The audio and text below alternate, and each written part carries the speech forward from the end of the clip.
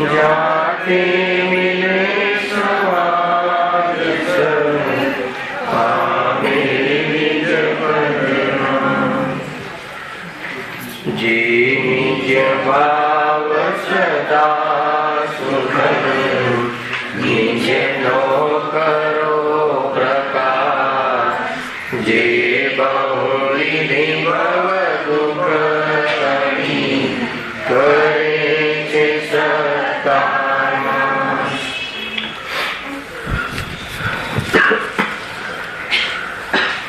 आज श्री मोक्षमार्ग प्रकाशक ग्रंथ से त्रीजा अधिकार पूरा पड़े स्वाध्याय चाली रहे से पेज नंबर 52। गई काले 53 ઉપરનો જે પેરેગ્રાફ છે પહેલો એના અંતર્ગત ચર્ચા થઈ હતી। મૂળ તો મોહનીય કર્મના ઉદયમાં જે અવસ્થા થાય છે એમાં જીવ દુઃખી થાય છે। વાત એ હતી સર્વ દુઃખોનું મૂળ એક મિથ્યા દર્શન છે। નિષ્કર્ષ એ હતો, અંતિમ બે લીટી છે ને, સર્વ દુઃખ એટલે શું? જે પણ તમને કોઈ દુઃખ લાગતું હોય, જે પણ કોઈ શરીર સંબંધી, સંયોગ સંબંધી, જે પણ કોઈ બહારમાં આમ કેમ થાય છે, ઉદય સંબંધી, તો એ પર પદાર્થ મારા છે અને મારા રૂપ પરિણમિત થાય તો હું સુખી થાવ, એવું જે ખોટું દર્શન છે, એવી જે ખોટી માન્યતા છે, એના કારણે જીવ દુઃખી થાય છે। કોઈ શરીરમાં રોગ થઈ ગયો અર્થાત તો ધન ચાલ્યું ગયું, કોઈ ઈષ્ટ સંયોગનો વિયોગ થયો અર્થાત અનિષ્ટ સંયોગ જે માને છે એનો વિયોગ થયો એટલે કોઈ જીવ દુઃખી થયો એમ નથી।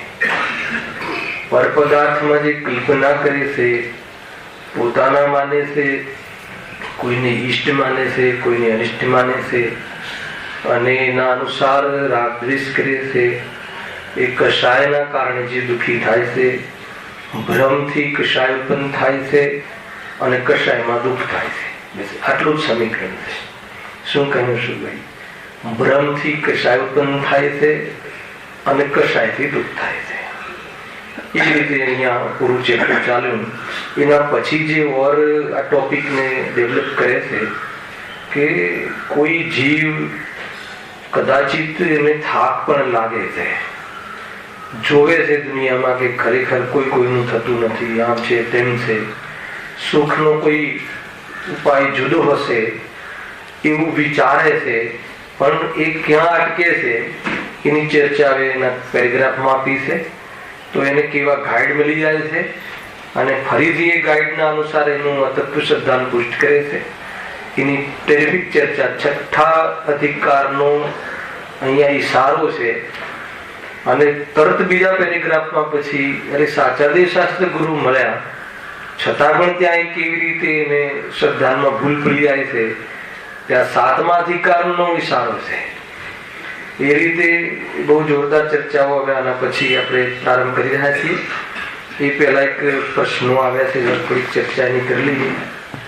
જે ભાઈ પ્રશ્ન કર્યા હશે હશે સભામાં આખી પરચી આપી હતી।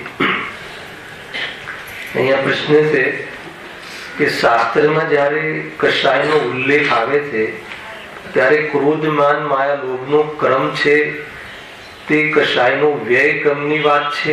વ્યય એટલે વ્યતીત ક્રમ, એવો પ્રશ્ન છે।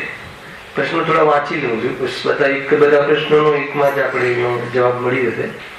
પછી એ લખ્યું છે કે કષાયની ઉત્પત્તિ ક્રમ માન માયા લોભ ક્રોધ, ગુરુદેવે ઘણી વખત કષાયમાં રાગ દ્વેષ બે ભેદ કયા છે એ રીતે પણ કંઈક કથન લખ્યું છે કે એનું શું મિનિંગ થાય, કદાચ એને પૂછવાનો ભાવ હશે। ઉત્પત્તિનો ક્રમ કષાયની તીવ્રતા બતાવે છે, વ્યતીત ક્રમ કષાયની મનતા બતાવે છે। ગુણસ્થાન આ બાબતમાં આપના તરફથી વધુ માર્ગદર્શન થાય તો અવશ્ય કરશો। શાસ્ત્રમાં ઈચ્છા નિરોધ તપ કહ્યું છે, ત્યાં ઈચ્છા ઇઝ ઇક્વલ ટુ કષાય, જેનો નિરોધ તે સંવર તે તપ। આજના કથન લખ્યા છે, મને એવું લાગે છે કે આનો ભાવ શું છે, આનો શું અર્થ છે, સમજવા માંગતા હશે ભાઈ. તો એની ચર્ચા યદ્યપી આગળ જે બીજા અધિકારમાં કર્મોના અંતર્ગત આની ચર્ચા થઈ ચૂકી છે, ત્યાં કશાય શબ્દ સાથે ઘણા જીવોને ભૂલ પડે છે. કુલ મળીને જીવની જે વિકૃતિ છે એ વિકૃતિને એક શબ્દમાં કહેવી હોય તો મોહ શબ્દ કહેવાય છે. સાંભળજો બરાબર. જીવના ભાવની ઓરથી અને કર્મની ઓરથી કહેવું હોય કે એમાં નિમિત્ત કોણ છે તો મોહનીય કર્મ. એટલો ખ્યાલ આવી ગયો. ચર્ચા થઈ ચૂકી છે, પણ હવે આ મિથ્યા દર્શન ને કશાય એના જ ચેપ્ટરો આવવા વાળા છે બહુ સમય સુધી. તો આ ફરીથી એનું સમાધાન થવું જરૂરી છે. 8 કર્મ છે જે દ્રવ્ય કર્મ, એમાં મોહનીય કર્મ જીવના દુઃખ સુખ સાથે રિલેટેડ છે. બાકીના 7 કર્મને ડાયરેક્ટ જીવના દુઃખ સુખ સાથે સંબંધ નથી. કોઈ જ્ઞાનાવરણીય કર્મનો ઉદય હોય અને અલ્પ જ્ઞાન હોય તો અલ્પ જ્ઞાન કોઈ મોહનું કારણ છે કે દુઃખનું કારણ છે એમ નથી. કોઈ એમ કહે કે અલ્પ જ્ઞાન દુઃખનું કારણ છે તો કે જૂઠ છે, એમ છે નહીં. અને અલ્પ જ્ઞાનનું લક્ષ્ય કરી અને મોહ કરે. અલ્પ જ્ઞાનમાં મારે અલ્પ જ્ઞાન છે એમ હીનતાનો અનુભવ કરે વાત જુદી છે, પણ અલ્પ જ્ઞાન હોય અને જીવ સુખી થઈ જાય છે ને. 12મા ગુણસ્થાન સુધી અલ્પ જ્ઞાન રહે છે અને અલ્પ જ્ઞાન હોવા છતાં આનંદ પૂરો હોય છે. અયથાર્થ જ્ઞાન દુઃખનું કારણ છે, અલ્પ જ્ઞાન દુઃખનું કારણ નથી. અજ્ઞાન દુઃખનું કારણ છે, જ્ઞાન દુઃખનું કારણ નથી. બીજો વિષય છે, પણ અહીંયા મૂળ જીવને અહીંયા કે ભાઈ અમારે ઓછું જ્ઞાન છે એની સાથે કોઈ સંબંધ નથી. મૂળ દુઃખનું કારણ કોણ છે? નિમિત્ત તરીકે મોહનીય. હવે કર્મમાં આપણે કોઈ વિસ્તાર નથી કરવો, કેમ કે ભાઈ એ ભાવથી પૂછ્યું છે. તો જે જીવમાં એક શબ્દ કહેવાય કે જીવ મોહથી દુઃખી છે. તો મોહ 2 પ્રકારના. કેટલા પ્રકારના? 2 પ્રકારના. એક દર્શન મોહ અને એક ચારિત્ર. બરાબર છે. હવે દર્શન મોહ અને ચારિત્ર મોહ બંનેને મોહ કહી દેવાય છે. બંનેમાં મોહ છે ને ચારિત્ર મોહ, દર્શન મોહ. તો બંનેમાં મોહ શબ્દ કોમન રહ્યો. અને મોહને હજુ એક સામાન્ય કથનમાં કહેવું હોય તો એને કશાય પણ કહી દેવામાં આવે છે. એક વ્યાપક શબ્દ છે એ. તથાપિ કશાય મુખ્ય રૂપથી ચારિત્ર મોહ માટે વપરાય છે. છતાં પણ કોઈ જગ્યાએ કશાય કહી દીધું હોય તો ત્યાં કયું ચેપ્ટર ચાલે છે એના આધાર ઉપર દર્શન મોહ લેવું કે ચારિત્ર મોહ લેવું એ પોતાની બુદ્ધિથી નક્કી કરે. જેમ કે કયા શ્લોકમાં છે? મોહ ઉદય से परिणति मलिन हुई है.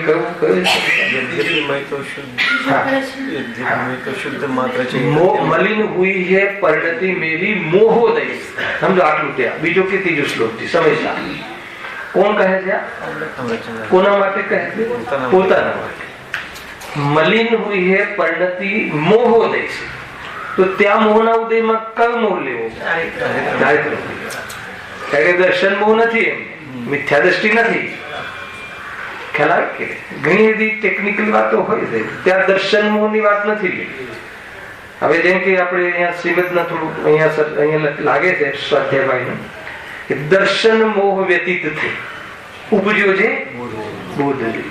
હવે દર્શન મોહ વ્યતીત થઈ ગયો છે એટલે મિથ્યા દર્શન ચાલી ગયું છે, પણ ચારિત્ર મોહ છે હે ને. તો એના આધાર ઉપર પછી ગુણસ્થાનના ભેદ આદિ બધા પડે છે. બહુ મોટો વિષય છે, પણ આ તમને એનું એપ્લિકેશન કેવી રીતે કરવી. જ્ઞાની એમ કહે કે અમારે મોહનો ઘણો ઉદય છે, જ્ઞાની એમ કહે તો જ્ઞાની માટે કયો મોહ લેવો? અજ્ઞાની માટે કોઈ શબ્દ વપરાય કે ભાઈ તારે તીવ્ર મોહ છે તો ત્યાં મુખ્ય રૂપથી કયું લેવું? કે દર્શન. એ રીતે દર્શન મોહ, ચારિત્ર મોહ. હવે એ બંનેને એક શબ્દમાં કહેવું હોય તો કશાય કહી શકાય છે. કશાયનું શું વ્યુત્પત્તિ અર્થ શું છે? કશાય, કશે તે, આત્માને કશે તે કશાય. એ વ્યુત્પત્તિ અર્થ છે. શબ્દનું વિશ્લેષણ કરો. અથવા આત્માને જે દુઃખ દે એ ભાવ કશાય છે. આત્માને જે ભાવ દુઃખ દે, ચાહે મિથ્યા દર્શન હોય કે ચાહે ચારિત્ર મોહ હોય કે ચાહે ચારિત્ર મોહના અંતર્ગત પેટાભેદ ક્રોધ આદિ દુઃખ દે એ ભાવ કશાય છે. વિતરાગ ભાવ દુઃખ દે કે ના દે? ખ્યાલ આવે તો નિષ્કષાય ભાવ છે, વિતરાગ ભાવ જેમાં રાગ વીતી ગયો છે. અરે એક રાગ શબ્દમાં પણ બધું લઈ શકાય છે. ઘણી વાર શોર્ટકટમાં ભાષા ચાલતી હોય. જીવ રાગથી દુઃખી છે તો શું ક્રોધથી દુઃખી નથી? તો એના પેટમાં બધું આવી ગયું, એક રાગના પેટમાં બધું આવી ગયું. પણ જ્યારે એક શબ્દનેથી જોવામાં આવે તો પર્ટિક્યુલર શબ્દનો પણ વિશેષ અર્થ થાય છે. દરેક શબ્દનો એક અર્થ થાય છે. કોઈ જગ્યાએ સમાનાર્થી પણ કહી દેવામાં આવે સમગ્ર રૂપથી, અને કોઈ જગ્યાએ કહેવાય સમાનાર્થી ન લેવું. પર્ટિક્યુલરલી જ્યારે રાગ કહીએ, જ્યારે દ્વેષ કહીએ તો એનો અલગ મિનિંગ થતા હોય. પણ એક સામાન્ય રૂપથી જ્યારે દુઃખનું જ પકડ ચાલતું હોય ત્યારે રાગ કહી દો કે રાગથી દુઃખી છે, તો એમાં એમ નહીં લેવું કે ખાલી રાગથી દુઃખી છે. તેમાં બધી જ કશાય લઈ લેવી. અને કે જ્યાંથી પ્રશ્ન પૂછવામાં આવ્યો છે, જે એંગલથી, એ એંગલથી હું ડિસ્કશન કરી રહ્યો છું, વિશ્લેષણ થઈ રહ્યું છે. તો કોઈ કશાય કહે તો પણ ચાલે, તો પણ તમારે એમાં પૂરો મોહ લઈ લેવો. કોઈ એકલો મોહ કહે તો બી બંને મોહ લઈ લેવા.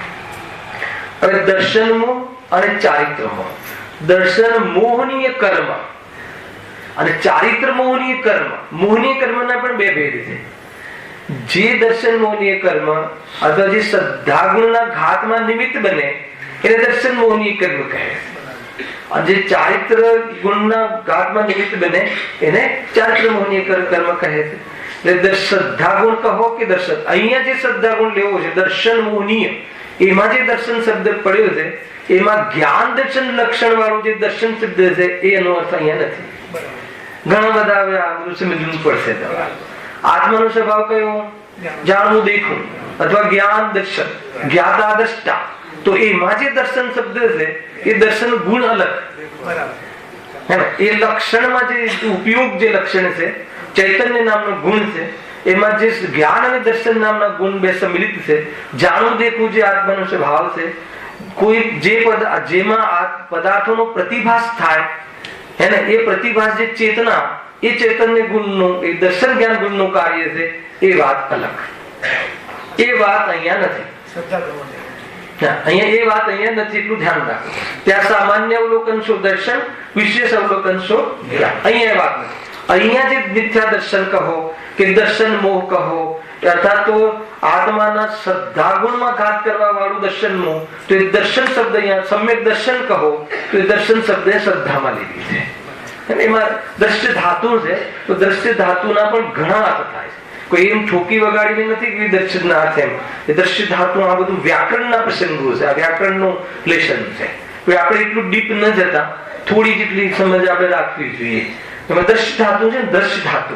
તો દ્રશ્ય ધાતુમાં જાણવાનો પણ અર્થ થાય, અહમનો પણ અર્થ થાય. એ રીતે એને એમાં અનેક અર્થો જોડાય છે. કે અહીંયા આપણે વાત ચાલે છે કે ભાઈ જે મિથ્યા દર્શન અર્થાત દર્શન મોહ, તો એ દર્શન મોહમાં શું થઈ ગયું કે એ શ્રદ્ધામાં ગડબડ, એ શ્રદ્ધાના ગુણનું વિપરીત પરિણમન, વિભાવરૂપ પરિણમન. તો એમાં કયું પરિણમન છે? મિથ્યા દર્શન.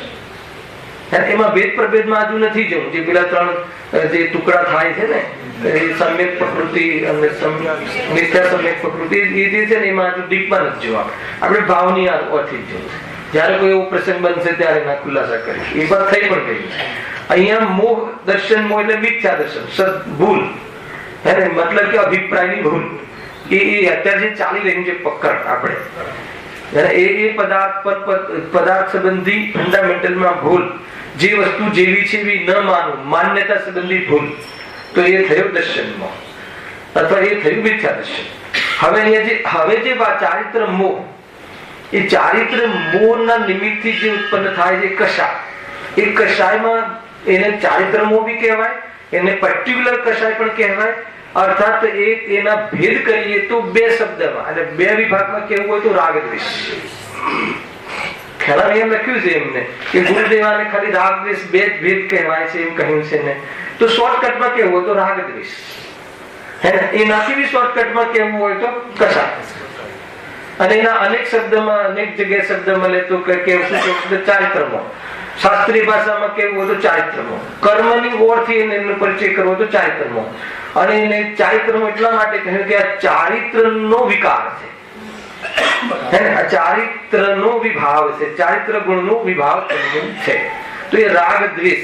પછી રાગ દ્વેષ ને ઓર ફંડામાં ઓર ભેદ કરવા હોય તો ક્રોધ માન માયા લોભ, એના 4 ભેદ થયા. બરાબર છે. તો ક્રોધ માન માયા એટલે લખ્યું પડશે કે રાગમાં બે કશાય લાગે છે. કઈ? રાગમાં માયા અને લોભ, અને દ્વેષમાં માન અને ખ્યાલ. કેમ કે એની મુખ્યતા છે કે ક્રોધમાં દ્વેષ, દ્વેષ એટલે અણગમ, અને રાગ એટલે ગમવું. તો માયાચારીમાં ફોસલાવવું એ બધું એમાં એ પ્રમાણેના ઢોંગ હોય છે. અને લોભમાં આકર્ષણ, પર પદાર્થોનું આકર્ષણ, અને ક્રોધે દ્વેષ પ્રતિમાં જાય છે. માનમાં અહંકાર પણ બીજા પર પ્રત્યે પોતાનું નીચાપણું, બીજાને નીચો દેખાડો, એમાં પણ એક અરતિનું રિફ્લેક્શન છે, અણગમાનું રિફ્લેક્શન છે. સામાન્ય રીતે ઈર્ષા ભાવ, અને એ બી એનો ભેદ છે. તો એ રીતે અહીંયા એના 4 ભેદ પડે છે. એટલે આ એક પ્રકારથી એક શબ્દમાં કહેવાની પદ્ધતિ છે. હવે ક્રોધ માન માયા લોભના પછી ભેદ કરવા હોય તો કયા આધારે પડે છે એ બધાને ખબર છે. અહીંયા તો પુષ્કળ ચાલેલું છે.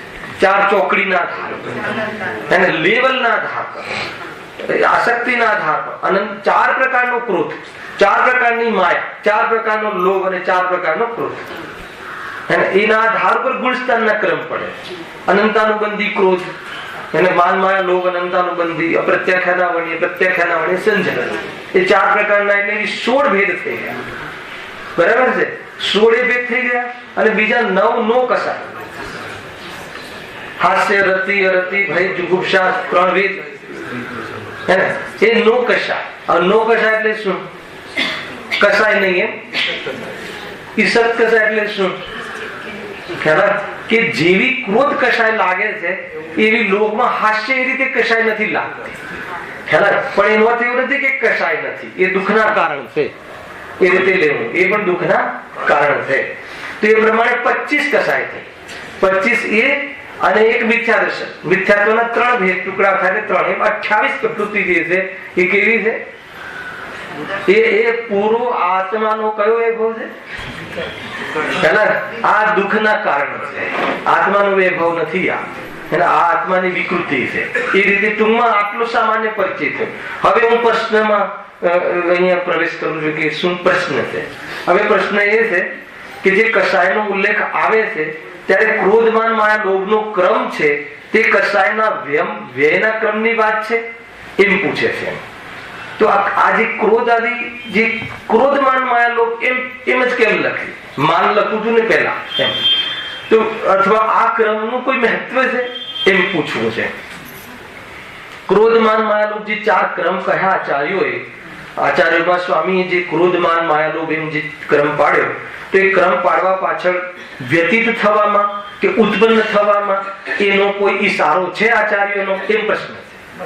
જેનો બી પ્રશ્ન હોય બરાબર ના સમજે તો ફેર મને મળે. કોનો પ્રશ્ન છે મને ખ્યાલ નથી. અચ્છા, બહુ સરસ. ખ્યાલ આવે કે નહીં? બરાબર ને? પ્રશ્ન બરાબર, હું જે સમજુ છું બરાબર છે કે જે 4 શબ્દ કયા છે, ક્રોધ, માન, માયા, લોભ, એ વ્યતીતની અપેક્ષા છે કે ઉત્પત્તિની અપેક્ષા છે? તો પહેલા આપણે વ્યતીતની અપેક્ષા જોઈએ. તો કોઈ પણ જીવને જયારે સૌથી પહેલા શું ટળે? જયારે આત્માના દર્શન થાય, જયારે આત્માનું સ્વરૂપ એને ભાવે, જયારે આત્માના દર્શન પ્રતીતિ થાય, ત્યારે શાનો નાશ થવાનો? શું નાશ થાય? મિથ્યા દર્શન. જે શ્રદ્ધા ગુણની વિકારી, અને એની સાથે કયું જાય? અનંતાનુબંધી ક્રોધમાન માયા નિયમ થઈ જાય.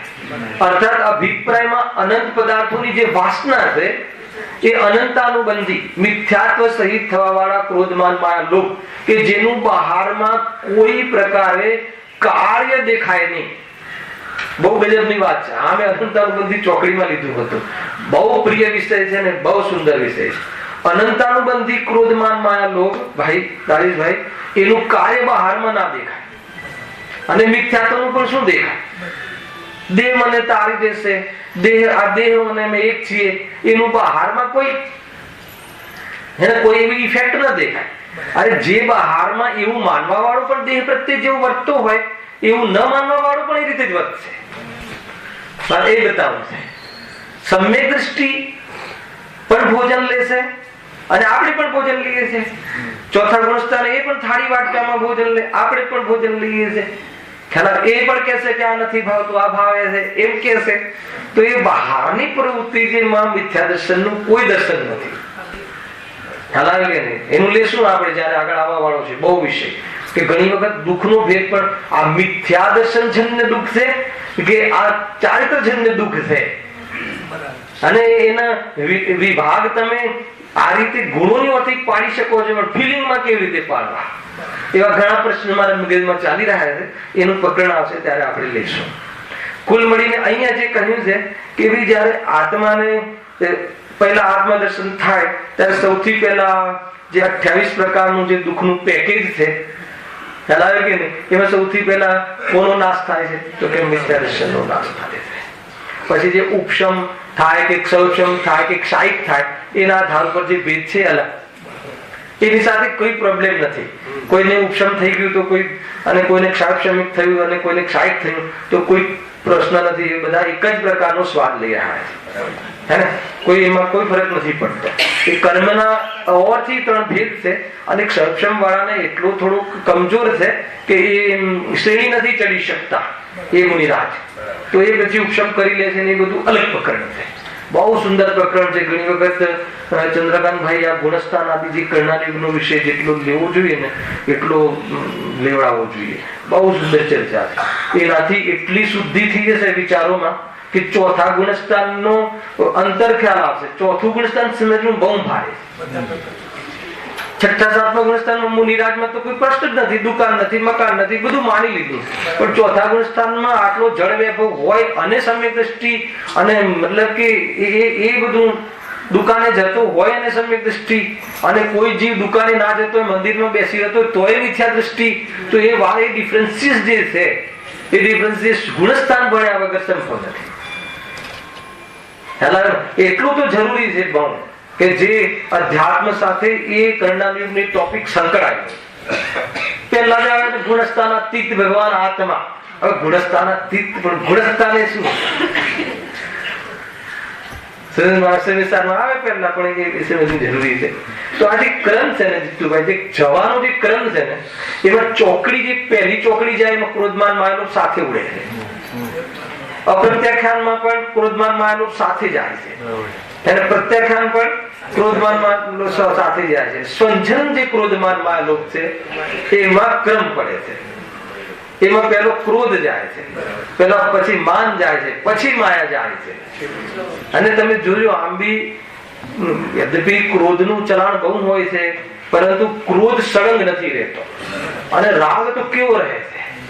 અને ઘણી વખત રાગને લઈને ક્રોધ થાય છે. રાગ એટલો ડીપ છે કે લોભ એ રાગનો ભેદ છે. લોભ એ રાગનો ભેદ છે, અને રાગ એટલો ચીકણો હોય છે, અને એમાં ફિસલવાના એટલા ચાન્સ છે કે કમસે કમ ચલો લોભ એ રાગની પ્રકૃતિ છે ને, ચલો અમને દુકાનનો લોભ નહીં, મોક્ષનો લોભ તો ખરો ને, તો છેલ્લે ત્યાં ફસાઈ જાય. એ એટલું જોરદાર. કમસે કમ અમને ભગવાન બનવાનો લોભ છે, એમાં કયું પાપ છે? હેલા 5 દિનના ભોગનો લોભ તમે પાપ કહો, પણ આને તો આને શું કહેવું? ધર્મ કેવો કે પુણ્ય કેવું? પુણ્ય ભાવ છે ને, તો પુણ્ય ભાવ આજે તો પુકારીને કહ્યું ને ગુરુદેવે જોરદાર એમ, જે ભાવે તીર્થંકર ગોત્ર બંધાય એ ભાવ પણ ઉત્તમ નહીં. એમ હતું ને, ઉત્તમ નહીં. 3 વાર કહ્યું. તો પછી મોક્ષનો લોભ છે એ ઉત્તમ છે? મોક્ષ ઉત્તમ છે, મોક્ષનો લોભ થોડી ઉત્તમ છે. એ રીતે તો લોભ છેલ્લે જાય. હવે એમાં પણ જયારે શુદ્ધ ઉપયોગમાં 7મા ગુણસ્થાનમાં થાય છે ત્યારે પણ કોઈ કશાયો ઘટતી નથી. 8મા ગુણસ્થાનમાં બી કશાય નથી ઘટતી. ગજબની વાત છે રાકેશભાઈ. ગુણસ્થાન નથી ભણ્યા એટલે કેટલું ભાવ વાચન થશે? જેને થશે એને થશે, નહીં તો કમસે કમ જિજ્ઞાસા તો થશે કે છે શું. એ રીતે તો કમસે કમ જરા એવા લેટરો આપવાના ને જયેશભાઈ ને ચંદ્રકાંતભાઈ ને, ગુણસ્થાનની કક્ષા લગાવો, અમે બધા આવા તૈયાર છીએ. એ રીતે એટલે કે ક્યારેક મજબૂર થઈ જાય ટ્રસ્ટીઓ કે અહીંયા ચલાવવા પડશે. ક્લાસ છે, બહુ જોરદાર ક્લાસ છે ભાઈ. એટલે લોભને તો 10મું ગુણસ્થાન. હા, લઉં છું ને. એટલે 9મા ગુણસ્થાને જે છે ને, 9મા ગુણસ્થાને બી પહેલા ક્રોધ જાય છે, સ્વંજન. એમ પછી અમે પેલા ક્રોધ મટે, પછી રાગ મટે, અને જેવો ક્રોધ મટે એવો આપણને રાગ થઈ જાય. મન તમારા પ્રત્યે ક્રોધ મટી જાય તો શું રહે? વિતરાગતા, રાગ થઈ જાય. ખ્યાલ આવે કે નહીં? તો એ રીતે ક્રોધ, પછી માન સંજલન, પછી માયા, પછી સ્થૂળ લોભ મટે. આ 4 કામ 9મા ગુણસ્થાનમાં થાય. અને 10મા ગુણસ્થાનમાં મુનિરાજને જે સૂક્ષ્મ લોભ છે, કે જે લોભ, જે સૂક્ષ્મ લોભ છે મોહનું બંધનું કારણ નથી, પણ જ્યાં સુધી એટલી ચિકાસ રહે છે, પણ એટલી અલ્પ ચિકાસ છે કે એનાથી નવો મોહ અથવા નવો લોભનો બંધ નથી થતો, પરંતુ બાકીના જે કર્મો છે એનો બંધ ચાલુ છે. ખ્યાલ આવે છે કે હવે અંતર્વૃત્ત કાળમાં તો બંધ રહિત થવાના છે અને ત્યાં બંધ ચાલુ છે. એક ગુણસ્થાન તમે સમજો ને તો એમ લાગે કે શું પ્રક્રિયા છે, શું સ્ટેજ છે. અને ગુણસ્થાન તો બહુ ડીપ છે, પણ જેટલા આપણે દ્રવ્યાનુયોગના પોષણના હાથે જેટલું સમજવું જોઈએ ને એટલા ફેક્ટર સમજવા બહુ જરૂરી. કે મુનિરાજ શુદ્ધોપયોગમાં અને મતલબ જરા પણ ઉપયોગના પૂજા પાઠમાં તો નહીં, બહારના ભોજનાદિમાં પણ નહીં. અને એ વખતે 10મા ગુણસ્થાનમાં બિરાજમાન મુનિરાજ સપક્ષણી ચડ્યા છે. હવે અંતર્વૃત્ત કાળમાં તો થોડાક જ સમયમાં તો માન લો કે પૂર્ણ વિતરાગી થવા વાળા છે. ત્યાં પણ સૂક્ષ્મ લોભ જ્યાં જેટલો બાકી રહે છે ત્યાં સુધી એમને બાકીના કર્મનો બંધ ચાલુ છે, પરંતુ એમાં એ તાકાત નથી કે સંસારનું મૂળ કારણ મોહનીય કર્મ એનો બંધ થતો નથી. ખ્યાલ આવે છે કે તો એ જ્ઞાનાવરણીય આદિ બંધાય છે, અને 4 અઘાતી પણ બંધાય છે, અને 4 અઘાતીનો ઉદય અર્યંત ભગવાનને પણ થાય છે. અર્યંત ભગવાનને બંધાતા નથી, ઉદય રહે છે શરીરમાં આવે છે કે નહીં? તો જેવો સૂક્ષ્મ લોભ ટળ્યો એવા મુનિરાજને સંસાર સમાપ્ત થઈ ગયો. ખબર? સીધું 12મા ગુણસ્થાને વિતરાગી થઈ ગયા. હવે અંતર્મુહૂર્ત કાળમાં અર્યંત પદાર્થ ફટાક દે. તો એ વખતે જે હવે શું થયું? ખાલી મોહનીય કર્મ જતું રહ્યું. કર્મ કેટલા? 8. એવા કોની સત્તા જતી રહી? સત્તામાંથી જતું રહ્યું. 11માં જાય તો ઉપશમ થાય, દબે છે, ધડાક તેને પાછા બી આવે છે. પણ અહીંયા તો સત્તામાંથી જ નીકળી ગયું. ઉદયમાં આવવાની વાત નહીં ને પરિણામ પણ શુદ્ધ વિતરાગી રાજ્ય, પૂર્ણ વિતરાગી. એટલે સીધા 12મા ગુણસ્થાનમાં છતાં એમને 3 ઘાતી કર્મ, 3 હજુ જ્ઞાન અલ્પ છે એટલો અંતરાય પણ છે, અને એ પ્રમાણે અને દર્શન જ્ઞાનાવર્ણીય, દર્શનાવર્ણીય અને અંતરાય. તો હવે એમનું શુક્લ ધ્યાન ચાલી રહ્યું છે. તો ત્યાં એ 3 કર્મો, જે આત્માના ગુણોમાં ઘાતમાં નિમિત્ત બનવા વાળા કર્મોનો પણ અભાવ થાય છે. એટલે શું થઈ જાય છે? કેવલ જ્ઞાન થઈ જાય છે. હવે અઘાતી કર્મનો ઉદય માત્ર રહે છે અને એના સ્થિતિ અનુસાર એ નીકળી જાય છે, અને પછી સિદ્ધ વ્યવહાર થઈ જાય. વાત અહીંયા ક્રમની વાત હતી. તો જવામાં આ ક્રમ છે, પણ થવામાં ક્રમ નથી. એ બીજું લખ્યું છે ને. હા, તો પેલા તમે માન કરશો કે ક્રોધ કરશો? એમાં કોઈ ક્રમ નથી. એવો કોઈ નિયમ નથી કે પેલા જીવ જન્મે એટલે ક્રોધ જ કરે કે એને રાગ જ કરે. એવો કોઈ ક્રમ નથી. અને ખરેખર જોવામાં આવે ને તો ઉપયોગ રૂપ કોઈની કોઈ કસાય રહે છે. વાસનામાં તો બધી કસાય રહે. હમણાં તમે જે ભાઈ ત્યાં દ્રવ્ય કર્મ, લોક કર્મ ને બધું સાંભળ્યું છે ને, તો બતાવો કે આપણે એક બહુ સામાન્ય કથન છે. આ બધું રિજિડ લાગે ને ઘણાને, તો બહુ સામાન્ય કથન છે કે કોઈના જ્ઞાનમાં આવરણ નાખવામાં જ્ઞાનાવરણી કર્મનો બંધ થાય છે. એ બધા છે કથનો, એ સમજાવવા માટે છે અને છે પણ સૂક્ષ્મ કથન શું છે? અત્યારે હું અહીંયા પ્રવચન આપી રહ્યો છું, બરાબર છે? કેવું કામ કરી રહ્યું છું? અત્યારે મને કેટલા કર્મનો બંધ પડી રહ્યો છે? આયુમાં પંથ પડી ગયો હોય, આયુનો એક જ વાર બંધ પડે છે નેક્સ્ટ આયુ માટે. અને એમાં સર્વજ્ઞના જ્ઞાનમાં તો છે કે એને જેટલા ભાવમાં કયું આયુ છે, પણ બંધ ક્યારે પડે છે? નેક્સ્ટ ભાવનું આ ભાવમાં પડે, એના પછીનું તે ભાવમાં પડશે પછીના ભાવ. તો એક વાર આયુ બંધ થઈ ગયું પછી ફિનિશ. ગતિ નિરંતર બંધાય છે. આયુ અને આયુ સાથે બંધાયેલો ભાવ એ ગતિ, એ નેક્સ્ટ. બાકીની સ્થિતિ ગતિ જેવા પરિણામ થાય એ રીતે બંધાય છે. બરાબર? વાત એમ નથી. વાત એમ છે કે અત્યારે જે કાર્ય કરી રહ્યો છું એ પ્રશંસનીય કાર્ય છે કે નહીં? વંદનીય કાર્ય વિતરાગતા. અને વિતરાગતાની પ્રભાવના પોતાના લક્ષ્યને સર્વ કરવા માટે અને દુનિયાના જીવો પણ તરે એના માટે જે પ્રભાવના, એ સિવાય દુનિયામાં બીજું કોઈ ઉત્કૃષ્ટ કાર્ય નથી બહારમાં. પરમાર્થથી ઉત્કૃષ્ટ કાર્ય આત્મદર્શન, પોતાને વિતરાગ થઈ જવું, પોતાને મુનિ થઈ જવું, પોતે ભગવાન બની જવું, એ સિવાય બીજું કોઈ ઉત્કૃષ્ટ કાર્ય હોઈ ના શકે. અને વ્યવહારથી જોવામાં આવે તો એ બનવા માટેના વિચારો, એ બનવા માટેનો અભ્યાસ, અને કોઈને એમાં નિમિત્ત બનવા, અભ્યાસ નિમિત્ત બનવું એવું કાર્ય. એ સિવાય લોકમાં પણ કોઈને રોટલા આપી દેવા, કપડા આપી દેવા એ કોઈ ઉત્કૃષ્ટ કાર્ય નથી. કોઈને રોટલાની જરૂરત ના પડે એવી વિદ્યા આપવી એ ઉત્કૃષ્ટ કાર્ય છે, પણ કોઈને રોટલા આપી દેવા એ ઉત્કૃષ્ટ કાર્ય નથી. હલાવે કે નહીં? બહુ જોરદાર વાત છે, ઉત્કૃષ્ટ ની વાત છે. ન આપવા એવું આમાંથી નથી નીકળતું. મેં તો જીદ કરે ન આપવા, કહ્યું છે ને બંધ કરો કાટ, 1 રૂપિયો નહીં આપવું, આ નહીં આપવું. એ કોઈ એવી જાતિના અહીંયા છે નહીં ભાવ. એ આપે કે ના આપે નહીં, એ ભાવ ઉત્કૃષ્ટ નથી. ઉત્કૃષ્ટ ભાવ તો આ છે. ખ્યાલ આવે છે? તો એ ક્યાંથી વાત ચાલતી હતી? પણ શું ચાલતો ક્રમમાં? તો ત્યાં હે કર્મનો બંધ. હા, કહા વાત એ બહુ સરસ. જ્ઞાન જ્ઞાન આવું છે. અહીંયા હું જે અત્યારે તમને ઉત્કૃષ્ટ કાર્ય થઈ રહી છે, પ્રશંસનીય કાર્ય, તો એ વખતે અત્યારે મને માની લો કે મારે દર્શનમાં વ્યતીત થઈ ગયો હોય, હે ને, તો એવું ન પડે. પણ દર્શનમાં હોય, મિથ્યાત્વ હોય, તો અહીંયા મિથ્યાત્વનો પણ બંધ ચાલુ છે. અને અહીંયા મારે પરિણામ ઉપયોગ રૂપ તો રાગ ચાલી રહ્યો છે. હું બહુ સરસ સમજાવું છું, એ તો વગર વિચારે, અગર મિથ્યા દર્શન હોય તો એનું કામ, અનંત સંસાર બંધાવાનું કામ ઘાગી એ પણ ચાલુ છે.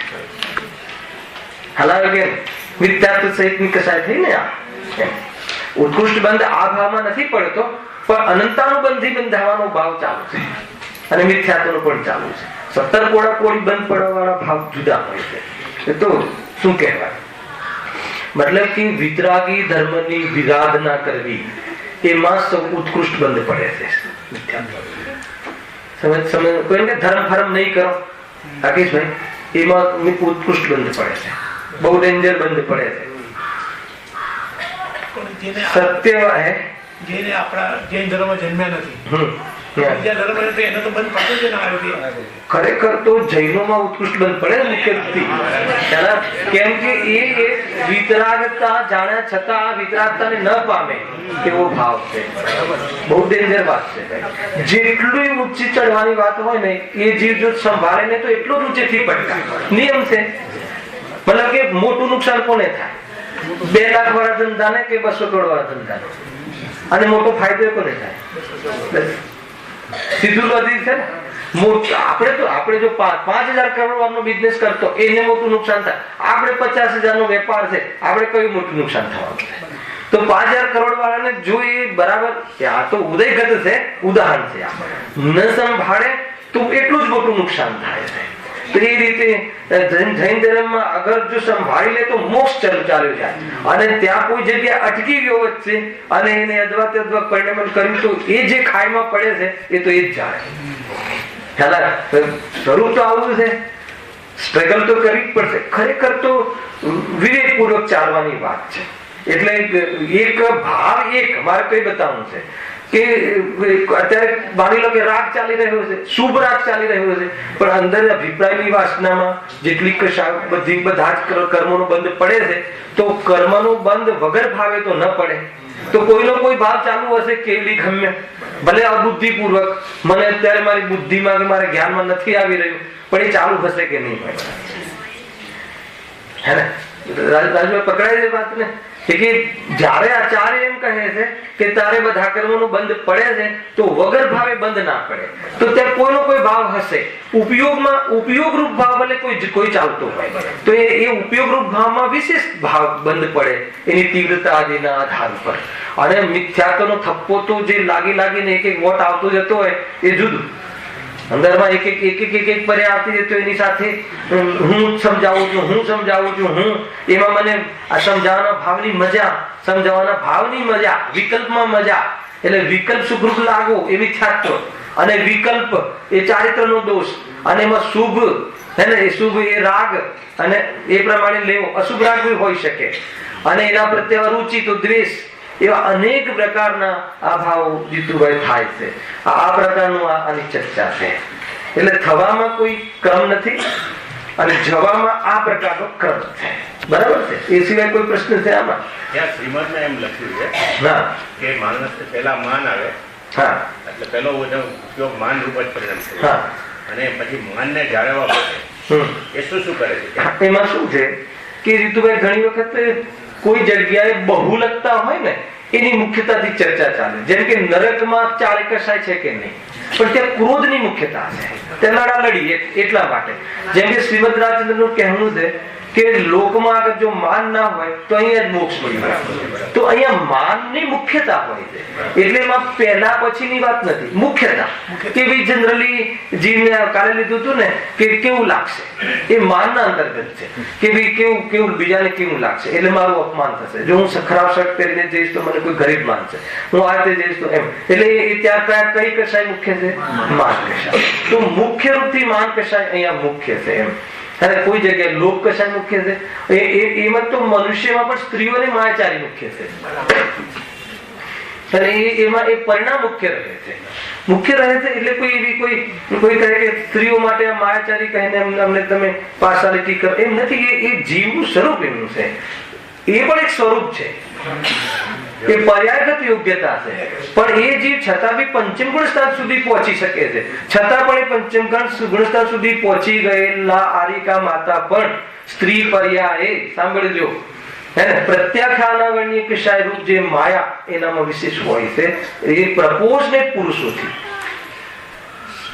એ કોઈ કથન મુખ્યતાથી હોય છે. આ સિદ્ધાંત કથનો નથી, એક મુખ્યતાથી એક જનરલાઇઝ જોવામાં આવે કે સૌથી વધારે જીવ અહીંયા અભિમાનમાં રહે છે. કંઈક થોડુંક આવ્યું ને અભિમાન, થોડુંક આવડ્યું અભિમાન, સંયોગ વધ્યો અભિમાન, સારા વેવાઈ મળ્યા અભિમાન, અહંકાર. એને લઈને કહે ને બહુ ઊંચો ચાલે છે, આમ ચાલે છે. જનરલાઇઝ સ્ટેટમેન્ટ છે, એ કોઈ સિદ્ધાંત બોધ નથી. ઘણા કથનો મતલબ કે સિદ્ધાંત બોધ હોય, ઘણા વૈરાગ્ય બોધ હોય, ઘણા અધ્યાત્મ બોધ હોય.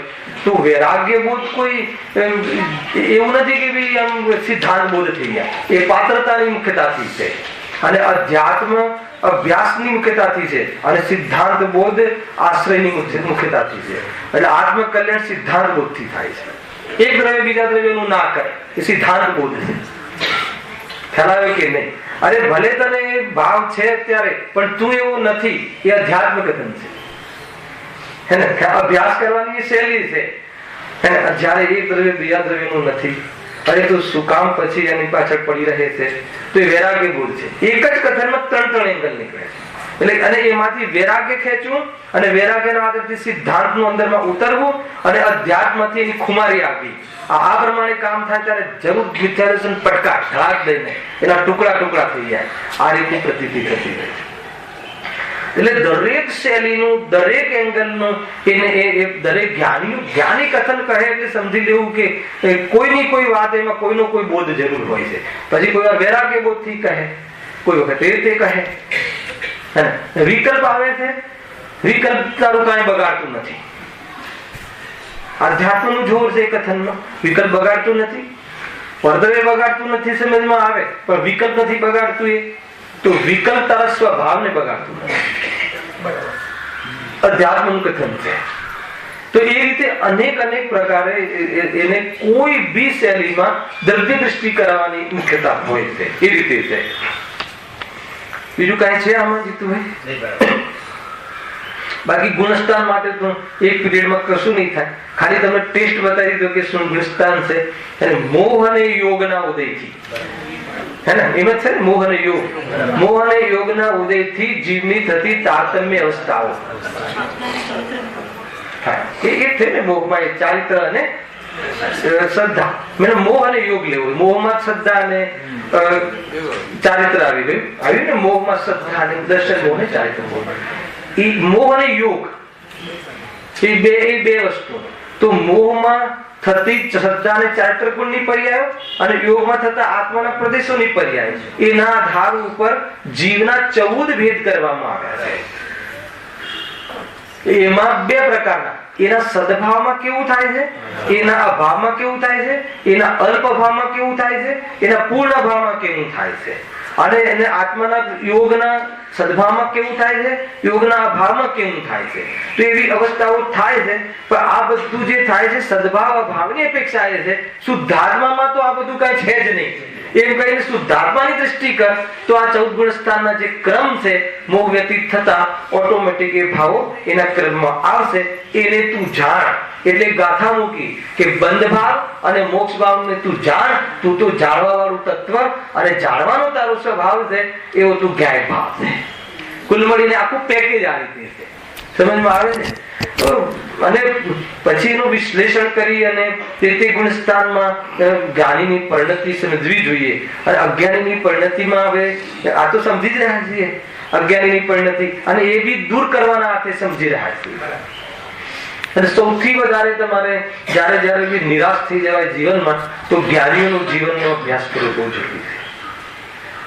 જયારે બી તમને કોઈ વ્યક્તિ એવો હોય કે ઘરની અંદર તત્વ જ્ઞાન કરવાની અનુકૂળતા ના હોય તો ગુરુદેવને યાદ કરવા જેવા છે. આખા સમાજની અનુકૂળતા નથી પરંતુ નિહાલ કરી રહ્યા. ખ્યાલ આવે કે નહીં? શરૂઆતમાં કોઈ અનુકૂળતા નથી તો પણ નિહાલ કરી રહ્યા. અને જયારે ઉદય આવ્યો તો 10 લાખ પબ્લિક ડાયવર્ટ થઈ ગઈ, સાચા ધર્મને અપનાવી ગઈ. અને નથી અપનાવી ત્યારે તો પથ્થર બી પડ્યા. તો એવામાં પણ મતલબ કે ન્યાય માર્ગથી ડગ્યા નહીં. તો જયારે બી ઘણા કુટુંબોમાં ઘણા એવા જાતિના યુગ હોય છે. એટલે આ તો એક ઉદાહરણ કહું છું. એવી કોઈ બી રીતે એવા પ્રથમા યુગના હજારો ઉદાહરણ છે કે તીર્થંકરો થઈ ગયા, એમના 10 ભાવમાં કેવી જાતિના ઉદયો આવ્યા અને ઉદયમાં ડગ્યા નહીં. ક્યારે પણ એમને એ રીતનું નહીં આ માર્ગ ખોટો છે એવી જાતિનો ક્યારે બી ભાવ ન આવે. તો કુલ મળીને જ્ઞાનીની જે પરિણતિ છે એ પરિણતિનો અભ્યાસ કરવાથી એક બળ મળે છે અને એને લઈને આપણને આત્મામાં અનુભવ કરવાની પ્રેરણા મળતી હોય છે. આ રીતે પોણો કલાક તમારો પ્રશ્ન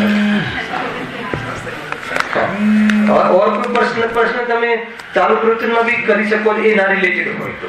બાકી એના રિલેટેડ ના હોય તો પરચી આપો તો જયારે આપણે અનુકૂળતા હશે અથવા એના અલગ સમયથી આપણે છેલ્લી 15 મિનિટ કે રીતે આપણે લઈ લઈશું. આ તો આના અનુકૂળ પ્રશ્ન હતો ને કે દર્શન મોહ ચારિત્ર મોહની આખો દિવસ વાતો આવતી હોય તો અહીંયા કોની વાત છે એ સમજવું બહુ જરૂરી છે. હવે આપણે જે એક પેરેગ્રાફનું શરૂઆત કરીએ છીએ પેજ નંબર 53. ત્યાં અંતિમમાં એ વાત આગળના પેરેગ્રાફમાં એટલો વિષય આવી ગયો કે એકાંતે કહ્યું કે જીવ અગર જો સર્વ દુઃખોનું એકમાત્ર મૂળ હોય કારણ હોય તો મિથ્યા દર્શન છે અને એ સિવાય કોઈ બાહ્યમાં દુઃખનું કારણ છે નહીં. એકમાત્ર પરિણામની અંદર ખોટી ધારણા પદાર્થોને મારા માનવા અને મારા માની અને એને એ પ્રમાણેનો રાગ આદિ રાખવો એના કારણે જીવ દુઃખી છે. આગળ કહે છે કે તેના નાશનો ઉપાય પણ કાંઈ કરતો નથી. ગજબ છે હે. જે દુઃખનું કારણ છે એના નાશનો ઉપાય કરતું નથી અથવા સુખનો સાચો ઉપાય કરતું નથી. કે સાચા ઉપાયમાં કેટલું કરવું છે બતાવો પ્રતિભા, કેટલું કરવું છે? પરમાણુ માત્ર પણ મારું નથી. આ જ ઉપાય છે. કોઈ કહે કે હા આ જ ઉપાય છે, મતલબ કે મારું હોય તો દુઃખી થાવ ને, મારું હોય નહીં તો દુઃખી કેવી રીતે થાવ? તો તારું છે કે નહીં એ તો નિર્ણય કરો પહેલા. શરીરમાં રોગ થાય તો દુઃખ દૂર કરવાના ઉપાયમાં એક ઘરમાં મીટિંગ લેવાની અને મીટિંગ લઈને પહેલા નક્કી કરવાનું કે જ્યાં રોગ થયો છે એ મારામાં થયો છે કે નહીં. પછી જેને થયો હોય એનો વિષય છે, આપણો વિષય નથી. ખ્યાલ આવે? આ રીતે મીટિંગ લેજો, ખ્યાલ આવે. મીટિંગ ઇન ધ સેન્સ કે તમે મીટિંગ એટલે ધર્મસભા એ વખતે લેવાય પણ છે અને એ વખતે આપણે ચર્ચાઓમાં એકબીજાના ઘરે જઈએ પણ છીએ. કોઈ વિશેષ બીમાર પડી જાય તો બહુ સારી ક્રાંતિ આવી ગઈ છે. સાધર્મીઓને બોલાવે છે અને કે જરા સંભળાવો તો રોગ કોને થયો છે, ખબર હોય તો સંભળાવો. હે થોડુંક માનતો નથી આ જીવ, હમણાં સંભળાવો. ખ્યાલ આવે ને? તો 2-4 વાર મતલબ સાધર્મીઓ કહે જેના પર આપણો ટ્રસ્ટ છે કે નહીં ખરેખર શરીરને થયું છે. અરે તમે તો મહાન છો. આજે કહ્યું ને ગુરુદેવે તું તો ચૈતન્ય રાજા છે, શું તારો વૈભવ છે? પ્રસન્નતા આવી જાય તો એ વખતે કદાચ એને ક્લિક થઈ જાય હે ને, એ થવાના ચાન્સ છે. તો એ દેહ એવી રીતે છૂટે કે મતલબ કે એને આકુરતા ન રહે અને દેહ ન મળવાના પ્રયોગો એને ત્યાંથી ચાલુ થઈ જાય છે. ખ્યાલ આવે છે? તો 2-5 વાર એ કામ સંપન્ન થઈ જાય તો શું પ્રોબ્લેમ છે? કદાચિત આગળના એકાદ ભાવમાં પછી દેવગતિમાં જાય નિયમથી એવું છે, અને પાછું મનુષ્ય ગતિમાં આવે અને કામ કરી લે વધારે 2 ભાવ. ખ્યાલ આવે ને? તો એ રીતે પણ કાર્ય કરી શકે છે. કઈ બહુ મોટી વાત નથી. મોક્ષ થવું એ મોટી વાત નથી. હજુ સુધી નથી થયું એટલે એને ઉત્કૃષ્ટ કહીને આપણને મહિમા અપાવવાની વાત છે. આત્મા મુક્ત ન થાય, આત્માને આત્માનું જ્ઞાન ન થાય તો કોને થાય? એમાં કોઈ આશ્ચર્યની વાત નથી થઈ રહ્યું એ આશ્ચર્યની વાત છે.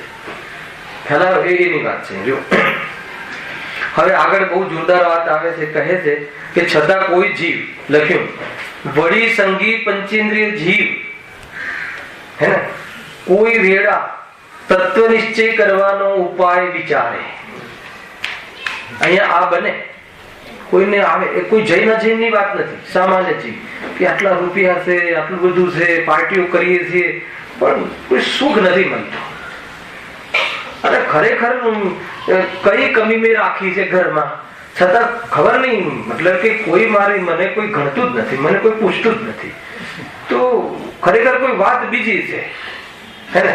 તો એવું વિચારે, તો એવું વિચારીને પછી તત્વ જ્ઞાન કરવાનો વિચાર પણ કરે છે કે એક વિચાર કરવો જોઈએ. તેને શું થાય છે? જો વિચારે છતાં ત્યાં અભાગ્યથી, બહુ ડેન્જર વાત છે, કુદેવ કુગુરુ અને કુશાસ્ત્રનું નિમિત્ત બની જાય તો ઉલટું અતત્વ સદ્દાન પુષ્ટ થઈ જાય. ગુરુદેવામાં કઈ લીટી બોલે છે ખ્યાલ છે? પેટન્ટ છે. પેલા તો 1 કલાક કાઢે નહીં, માંડ 1 કલાક કાઢે તો કુદેવ કુગુરુ કુશાસ્ત્ર લૂંટી ગઈ. આ શબ્દ બોલે છે. એને કે એને મન થાય એને કે બસ હવે કરવું છે તો એને અભાગ્યથી. એમાં શું કેવું થાય છે? અભાગ્યથી આપણને કોણ મળ્યું છે? સાચા દેવશાસ્ત્ર ગુરુ. અને સાચા દેવશાસ્ત્ર ગુરુ હોય કેવા હોય એ સમજાવવા વાળા ગુરુદેવ છે. તો ભાગ્યમાં કઈ કરવું છે? સમજમાં આવે છે? એટલું સમજમાં આવી જાય તો ધીરે ધીરે પ્રેરણા થઈ જાય હે ને. બહુ ઊંચું ભાગ્ય છે રાજેશભાઈ, તમને લાગે આ? અને ગુરુદેવ તો કહે છે કે આ વાત કાને પડે હે ને, કાને પડીને સાંભળે તો સેકન્ડ સ્ટેજ, ખાલી કાને પડે તો બી બહુ ભાગ્ય છે. અતિ પુણ્ય ઉદય. સમજો? અનંત અનંત અનંત ભાવનો થાક ઉતારવા વાળી કોઈ ઔષધિ અને એનો પરિચય, એનું એડ્રેસ કોઈ બતાવે, સમજમાં આવે છે કે નહીં? તો એને કયું ભાગ્ય કહેવાય? વાસ્તવમાં એ ભાગ્ય છે, એમ અહીંયા કહે છે. પણ દુર્ભાગ્ય, કોઈ એવું ભાગ્ય, અભાગ્ય લખ્યું શબ્દ અભાગ્ય, કોઈ એવો પાપનો ઉદય હોય અને એને કોઈ એવી જાત, એવું જરૂરી નથી કે ભાઈ પાપનો ઉદય મળ્યો તો અરે એમાંથી બી નીકળે છે જીવ હે ને. એને સાચા દેવશાસ્ત્ર ગુરુ ન મળવા છતાં નીકળ્યા ને પોતે અને અંદરમાં જબરજસ્ત દ્રઢતાથી નીકળ્યા જીવો. ઘણા જીવો નીકળ્યા. ગૌતમ ગંધર નીકળ્યા હે ને. ગૌતમ ગંધર ઇન્દ્રવૃત્તિ પ્યોર ગણિત મિથ્યાત્વ, અને એવામાં જે નીકળ્યા, મતલબ એવા મળવા છતાં પણ કોઈ જીવ સ્વયં નિર્ણય તો કરી શકે નહીં, અને પાછા કુદેવ કુગુરુ કુશાસ્ત્ર નું નિમિત્ત બની જાય. નિમિત્ત બની જાય એટલે શું? કુદેવ નો અર્થ શું છે? કુદેવ દ્વેષવાચક શબ્દ નથી, કુ શબ્દ. અને આનો એક છઠ્ઠો અધિકાર છે આખો જબરજસ્ત. કુદેવ એટલે કે મારા કાર્યમાં નિમિત્ત બનવા વાળા આ દેવ નથી. કુદેવ એટલે આ વિતરાગી દેવ નથી, અથવા મારું કામની પ્રયોજનની સિદ્ધિના સાચા ગાઈડ નથી. તો એટલું જ, મતલબ મારે જે ભણવું છે એની આ કોલેજ નથી, દ્વેષવાચક નથી. અહીંયા આર્ટ્સ કોલેજ છે, અહીંયા સાયન્સ કોલેજ છે. હવે તમે સાયન્સ કોલેજમાં જાઓ તો આર્ટ્સ કોલેજ પ્રત્યે દ્વેષ છે? કે મારે સાયન્સ ભણવું છે અને આ કોલેજમાં મળે છે અને આ કોલેજમાં નથી મળતું, એટલે આ મારા માટે કેવું છે? કુ કોલેજ છે. એ રીતે એટલા માટે આ જે મારા પ્રયોજનની સિદ્ધિ થતી નથી, એટલું લેવું છે ભાઈ. એ રીતે છે. અને કેમ કે એ સ્વયં એમને ત્યાં શું ચાલે છે? એને ત્યાં વિતરાગતાનો વિષય ચાલતું નથી. સ્વયં વિતરાગતાની વાત, સ્વયં પહેલા રાગની વાત કરે છે અને રાગના પોષણના ઉપદેશ દે છે એટલા, અને જે મારે રાગમાં રહેવું નથી એટલે મારા માટે આ ઉપયોગી નથી, એ રીતે લેવું. છતાં એમને ઘણી જગ્યાએ આગળ 6ઠ્ઠા અધિકારમાં તો જોરદાર લખ્યું છે કે એક મતલબ કોઈ ઝેરી સાપ કરડે તો કે તારો આ ભાવ બગડશે, પણ તું કુદેવ ગુરુ શાસ્ત્ર નો સંયોગમાં રહીશ, હે ને, તો કે હાય હાય એવા શબ્દો લખ્યા છે કે તારા આનંદ ભાવ બગડશે. આ કુદેવ ગુરુ શાસ્ત્ર નું નિમિત્ત પણ એનો સંગ થવો એટલે શું ખબર છે? અહીંયા કુદેવ ની મુખ્યતાની વાત નથી, એનો સંગ થવો એટલે શું, એનો સત્સંગ એટલે શું કે એ જે કહે છે એ વાત ગમવી, મૂળ વાત છે એના માધ્યમથી રાગનું પોષણ કરવું, અથવા એ જે કહે છે એ વાત આપણને સારી લાગવી, એનું નામ સત્સંગ છે. કોઈ સંયોગમાં કોઈ દેવ હોય, આપણા ઘરમાં કોઈ એના માનવા વાળો કોઈ એક ભાઈ આપણી સાથે રહેતો હોય તો એમ રહીને ન રહેવું, એનાથી દૂર ભાગી જવું એમ નથી કર્યું. કે સંયુક્ત કુટુંબ હોય એમાં એક ભાઈને બસ મને એ ધારા ગમે છે અને આપણને આ ધારા ગમે છે તો હવે હું ઘર જુદું કરી લઉં, એમ વાત નથી. અહીંયા ત્યાં પણ કુદેવ પ્રત્યે પણ દ્વેષ નથી શીખવાડતો જૈન ધર્મ. કોઈ હોય કોઈના અનુયાયી જીવો, આપણે ઘરની અંદર 5 ભાઈ રહેતા હોય તો 2 ભાઈ ના અનુયાયી હોય, 3 ભાઈ વિતરાગતા દેવના અનુયાયી હોય તો નહીં આપણે એને જુદી દ્રષ્ટિથી નહીં જુઓ, એમ નથી. હા, એના માધ્યમથી નહીં આપણે બી ચલો બેસીએ થોડું, અને થોડીક જેમ કે શાસ્ત્રમાં બહુ ગંધ થતી હોય છે કે ભાઈ એ શાસ્ત્રો વાંચીએ આપણે, અન્યમતીના શાસ્ત્રો વાંચીએ તો શું દોષ છે, એવો પ્રશ્ન આવેલો મારી પાસે. એને પાછું ટોડરમલજી નો કે ટોડરમલજીએ જયારે આટલા શાસ્ત્રો વાંચ્યા છે તો 5મો અધિકાર લખ્યો છે ને, 5મા અધિકારમાં તો બધા સંપ્રદાયનું અન્ય મતનું ખંડન તો કહે છે કે સ્વમતનું મંડન, અન્ય મતના ખંડનના અર્થે લેખક આદિ કોઈ હોય તો એનો બરાબર અભ્યાસ કરી એના ખંડનના અર્થે અભ્યાસ કરવામાં આવે છે. અને આપણને એમ કે ભાઈ એ પણ સારું છે, એમાં કોઈ સારી સારી વાતો એમાંથી લેવી અને ખરાબ ખરાબ બાબતો ન લેવી, તો કહે છે કે આ તને એનું નિમિત્ત પણ છે. કઈ સારી વાત, એમાં પણ કરુણાની વાત આવે છે, એમાં પણ દયાની વાત આવે છે, ખ્યાલ આવે છે કે નહીં? અન્ય શાસ્ત્રોમાં આવે છે કે નથી આવે? અરે આત્માની પણ વાત આવે છે, તો એટલી લઈ લેવી અને આપણે કોઈ જાતિના ભેદભાવ નહીં કરવા, બધે જવું અને સારું સારું લેવું. તો કહે છે કે તને ખ્યાલ નથી હે ને કે એ સારાની જોડે ખરાબ પણ આવી જશે, કેમ કે એ સારું કહી અને પછી તને શું બતાવવા વાળા છે તને ખબર નથી. આવું આગળ આવી ગયું તું પહેલા એ રીતે છે. વચન પ્રમાણમ પુરુષ પ્રમાણ અને પુરુષ પ્રમાણે વચન પ્રમાણમ,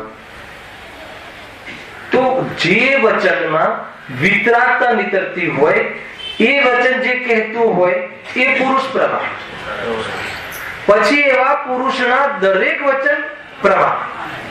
આ રીતે છે. ખ્યાલ આવ્યો આખું? આનંદભાઈ શું કહ્યું?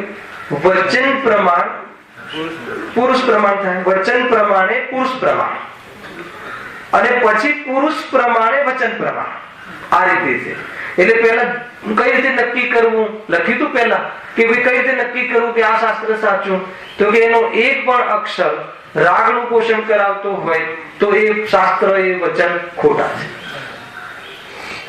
કદાચ આત્મા ને દેહ ભિન્ન છે એમ કહીને પણ હે આવે છે ને ગીતામાં તો છે શું કહે છે કે આત્મા મરતો નથી, આત્મા ખા, એટલું વાંચીએ તો એમ લાગે જો આમાં પણ છે ને. પાછા શ્રી કૃષ્ણ કહે આત્મા ખાતો નથી, આત્મા મરતો નથી, આત્મા જરતો નથી, હે અર્જુન. પછી શું કહે? પછી ખબર લાગ્યો 5, હે અર્જુન તું ભીષ્મ પર બાણ છોડ, કોઈનું સગું નથી. અરે જયારે આત્મા મરતું નથી, આત્મા જલતું નથી, તો પછી બાણ છોડવાનો અર્થ ક્યાં? આખું એનું વિઝન જુદું છે. હા, એંગલ બદલાઈ જાય છે. એટલા માટે અહીંયા કહે છે કે ભાઈ જે રાગદ્વેષની પુષ્ટિ કરાવવા વાળા જે પણ શાસ્ત્ર છે એ કેવી રીતે સાચા હોઈ શકે? તો માંડ એને થોડું મન થાય છે, થોડું પીગળે છે, થોડો સંસારમાં એને એમ બોરિંગ લાગે છે, એને એ બધી પ્રવૃત્તિથી કોઈ અલગ શોધવાને વિચાર આવે છે, ત્યાં અભાગ્યથી કુદેવ કુ ગુરુ કુ શાસ્ત્ર એને મળી જાય છે, હે ને?